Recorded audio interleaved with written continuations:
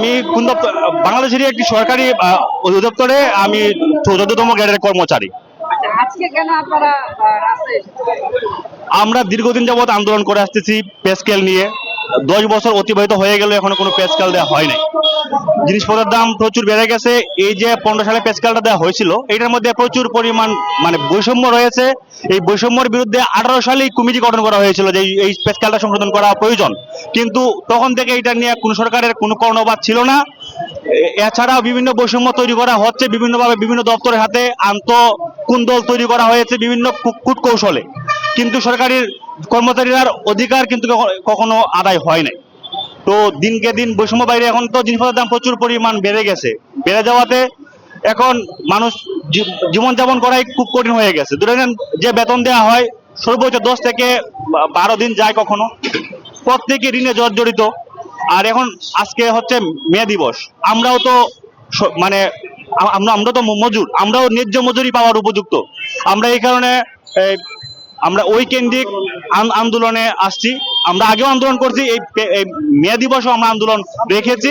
শান্তিপূর্ণ আমরা একটা সমাবেশ করার চেষ্টা করতেছি, যে মানুষ জানুক যে সরকারি কর্মচারীরা কত বৈষম্যের শিকার, তারা চলতে পারতেছে না, সরকার এই ক্ষেত্রে কোনো পদক্ষেপ নিচ্ছে না।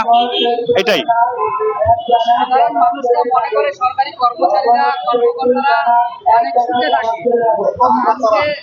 আজকে যে সাধারণ মানুষরা যারা আজকে তারা তাদের সাথে এসেছেন আপনাদের দুঃখটাকে উপস্থাপন করার জন্য, এটা কতখানি গ্রহণযোগ্য মনে করবে সাধারণ মানুষ?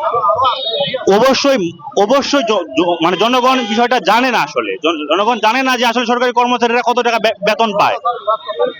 তো এই বিষয়টা আমি এইভাবে বলতে চাই যে আসলে জনগণ জানুক যে মানে সরকারি চাকরি সোনার হরিণ। সেই ক্ষেত্রে আসলে সরকার দীর্ঘদিন যাবৎ পে স্কেল না দিয়ে বা বিভিন্ন বৈষম্য তৈরি করে এইটা কিভাবে এত বৈষম্য নিয়েও সরকার মানে দিন অতিবাহিত করেছে। এখন নতুন সরকার আসছে, সবাই আশা করছে ভালো কিছু একটা হবে, কিন্তু তারাও তেমন কর্ণপাত করছেন না এখন পর্যন্ত। তো আর একটা বিষয় হচ্ছে, দেখেন সরকারি বিভিন্ন দপ্তরের মধ্যে বিভিন্ন মানে বৈষম্য করে রেখেছে। এক হচ্ছে আপনার সচিবালয়ে এক ধরনের পদোন্নতির ব্যবস্থা, অন্য জায়গায় আরেক ধরনের পদোন্নতি ব্যবস্থা।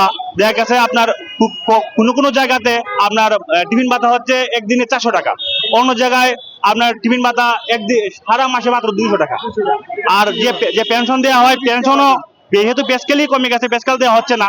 যারা পেনশনে যাচ্ছে তারাও কিন্তু আসলে মানে খুবই অবস্থা খারাপ। তারাও গিয়ে যে টাকাটা পায়, টাকা দিয়ে তারা কিছু করতে পারে না, শারীরিক অসুস্থতায় ভুগে, নানান সমস্যা, কিন্তু টাকার দোকান পায় না। তারা মানবতার জীবনযাপন করছে পেনশনে গিয়েও।